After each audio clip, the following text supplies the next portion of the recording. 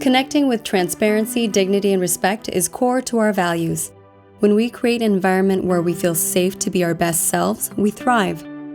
This feeling of safety is influenced by our automatic responses to perceived threats and rewards. The brain's number one job is to keep us safe. To do this, our brains are constantly scanning the world around us for things that will either hurt us or help us, bad or good, threat or reward. We are wired to move away from threats and toward rewards. These instincts kept early humans alive and out of harm's way. While we have evolved, this basic brain function has not. These automatic responses to dangers or rewards are felt as emotions. We tend to think of threats and rewards as physical, but it turns out that our biggest threats and rewards are actually social, how we relate to others. Research has shown that the brain reacts in the same way when we experience social pain as when we experience physical pain. Let's take a look at two common real-world examples.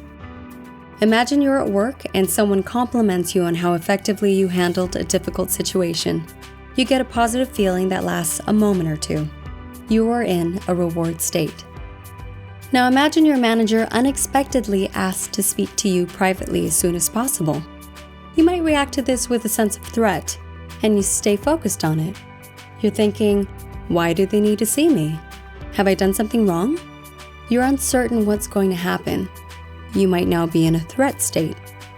A threat reaction heightens our emotions and focuses our attention on the perceived threat. But at the same time, it shuts down wider perception, creativity, and collaboration. In other words, the emotional part of our brain takes over, and it's difficult to use the thinking parts of our brain. This has big implications for performance. When we feel threat, we can't see issues clearly, solve problems, or work with others. When we put others in a threat state, they shut down and can't hear what we're saying.